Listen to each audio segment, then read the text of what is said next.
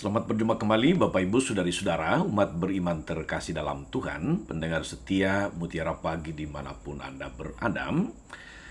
Salam sehat berlimpah berkat, selamat memasuki awal pekan dengan gembira. Hari ini hari Senin tanggal 21 Februari 2022. Saya Agus Cesar mengajak saudari-saudara merenungkan Injil Markus bab 9 ayat 14 sampai 29. Dalam nama Bapa dan Putra dan Roh Kudus. Amin. Pada suatu hari Yesus bersama Petrus, Yakobus dan Yohanes turun dari gunung lalu kembali pada murid-murid lain. Mereka melihat orang banyak mengerumuni para murid itu dan beberapa ahli Taurat sedang mempersoalkan sesuatu dengan mereka. Ketika melihat Yesus, orang banyak itu tercengang-cengang semua dan bergegas menyambut Dia. Yesus lalu bertanya kepada mereka, "Apa yang kamu persoalkan dengan mereka?" Kata seorang dari orang banyak itu, "Guru, anakku ini kubawa kepadamu karena ia kerasukan roh yang membisukan dia. Setiap kali roh itu menyerang anakku, dibantingnya ke tanah, lalu mulutnya berbusa, giginya bekertakan, dan tubuhnya menjadi kejang. Aku sudah minta kepada murid-muridmu supaya mereka mengusir roh itu, tetapi mereka tidak dapat."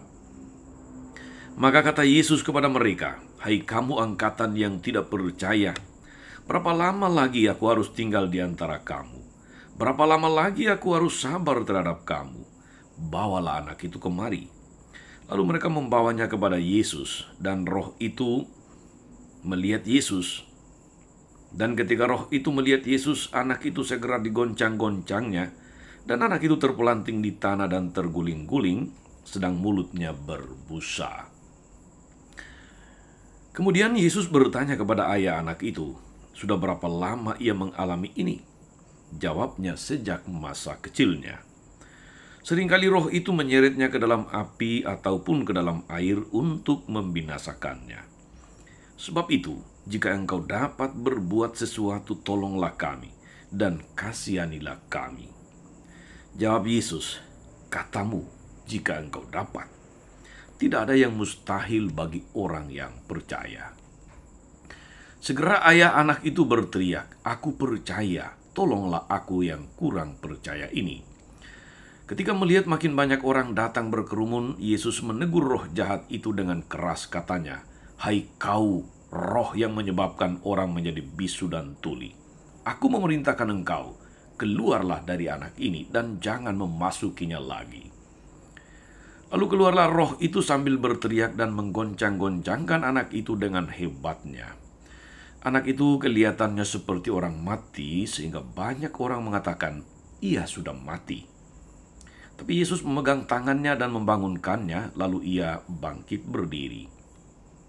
Ketika Yesus sudah di rumah dan murid-muridnya sendirian dengan Dia, bertanyalah mereka, "Mengapa kami tidak dapat mengusir roh itu?"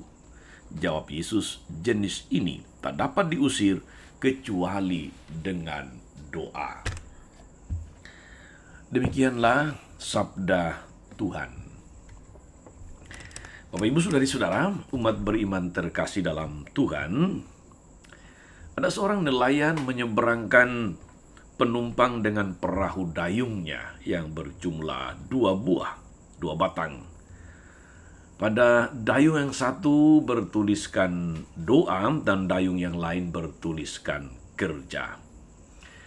Seorang penumpangnya berkomentar, "Bapak ini lucu." Tapi nelayan itu kemudian melepaskan dayung yang bertuliskan doa dan terus mendayung dengan dayung yang bertuliskan kerja. Apa yang terjadi? Ia terus mendayung dan perahu itu hanya berputar-putar saja di tempat. Tidak maju-maju, karena putarannya memang hanya di sebelah kanan dengan dayung yang bertuliskan kerja. Akhirnya penumpang itu tahu bahwa di samping dayung kerja diperlukan lagi dayung doa. Saudari-saudara, umat beriman yang diberkati Tuhan, Seorang membawa anaknya yang kerasukan setan sehingga anak itu menjadi bisu dan tuli kepada para murid Yesus, tapi murid-murid tidak mampu mengusir setan itu. Beberapa ahli Taurat sibuk mempersoalkan kegagalan para murid dengan banyak orang sehingga mereka tidak memperhatikan kedatangan Yesus. Mereka pun tercengang melihat kehadiran Yesus dan ayah dari anak itu, kemudian memohon, "Jika engkau dapat berbuat sesuatu, tolonglah kami, kasihanilah kami." Orang itu menjadi kurang beriman karena kegagalan para murid Yesus. Sebab dia datang dengan penuh harapan, para murid Yesus diduganya akan mampu mengusir, tetapi ternyata tidak. Maka tentu ada kekecewaan, menjadi berkurang juga rasa percaya akan murid-murid Yesus. Karena itu Yesus mencari kalau-kalau masih ada iman pada orang itu. Maka dia berkata, "Katamu, jika engkau dapat." Tidak ada yang mustahil bagi orang yang percaya.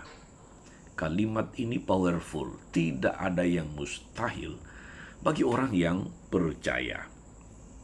Orang itu pun diteguhkan kembali imannya akan kuasa Yesus. "Aku percaya, tolonglah aku yang tidak percaya ini." Itu diucapkan oleh Bapak ini karena merasa ditegur, merasa disinggung oleh Yesus. Kepercayaan orang itulah yang memungkinkan Yesus bisa berkarya dan mendatangkan penyembuhan bagi anaknya. Saudara-saudara, umat beriman yang diberkati Tuhan, murid-murid Yesus tidak mengerti mengapa mereka tidak mampu mengusir setan. Padahal Yesus telah memberi mereka kuasa untuk mengusir setan, untuk menyembuhkan orang sakit.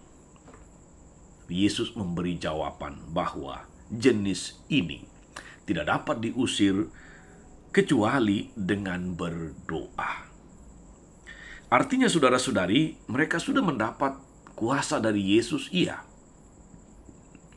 Tetapi karena mereka kurang memelihara, kurang memupuknya dengan doa, maka karunia itu kemudian seakan kehilangan daya rohaninya.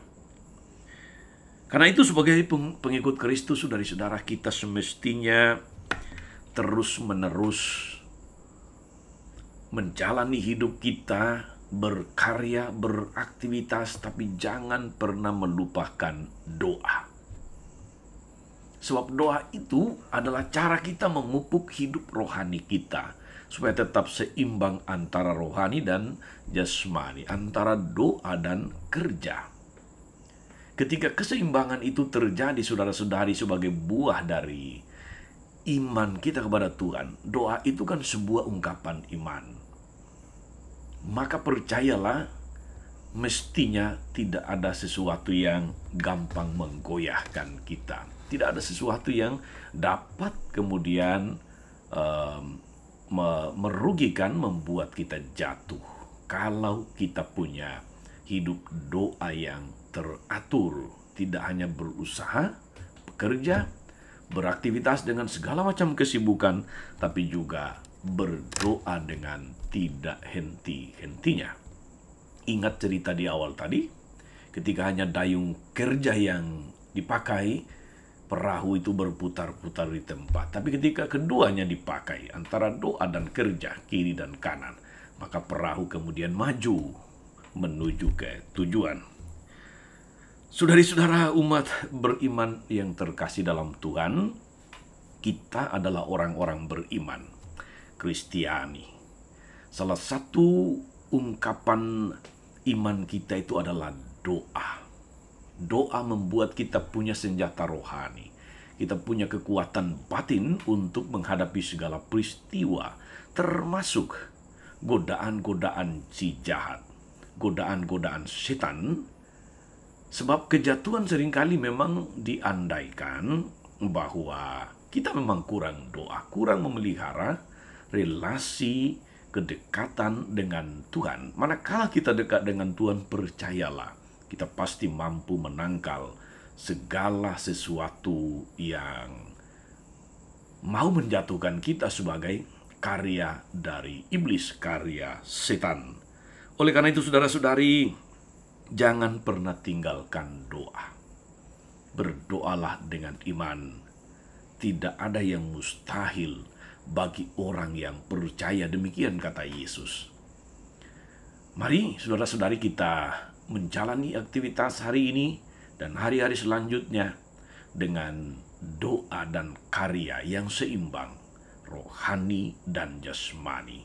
Tuhan Yesus memberkati. Maria Bunda selalu menolong, setia mendoakan kita semua. Amin. Tuhan Yesus Kristus, tolonglah kami yang seringkali tidak percaya seutuhnya kepadamu. Doa-doa kami mengalir bukan dari sikap iman dan pasrah kepadamu, melainkan hanya di bibir saja. Bantulah kami dalam doa kami, Tuhan, agar kami memiliki kekuatan-Mu dan mengalahkan kejahatan dalam diri kami, dalam keluarga kami, dalam lingkungan hidup kami. Ingatlah dengan penuh kasih ya Tuhan akan hamba-Mu, anak Sonia yang sedang sakit saat ini. Berkatilah seluruh intervensi medis yang dilakukan. Kuatkan dan teguhkan iman keluarga yang mendampingi, mendoakan dan terus berharap kepadamu. Berkatilah para dokter dan perawat yang menanganinya. Semoga melalui mereka semua dan segala usaha pengobatan ini, segala sesuatu boleh berjalan dengan baik dan Sonia boleh kembali pulih. Tuhan, ingatlah juga dengan penuh kasih akan hamba-Mu Abel yang di dalam penyelenggaraan-Mu, dalam kehendak-Mu, Engkau telah memanggil dia kembali. Sambutlah dia dengan penuh kasih dan teguhkanlah keluarga, orang tua, sanak saudara, dan semua yang kehilangan. Kuatkan mereka dalam iman, harapan, dan kasih, supaya Engkaulah jalan, kebenaran, dan hidup kami sepanjang segala masa. Amin. Saudari-saudara sekalian, berkat Allah turun atas saudari-saudara, atas mereka yang kita doakan atau kita janjikan doa. Mereka yang sakit dan menderita, segala rencana, karya, dan pelayanan hari ini, Bapa dan Putra dan Roh Kudus. Amin. Jangan lupa like, subscribe, nyalakan lonceng notifikasinya. Salam 52, Tuhan memberkati.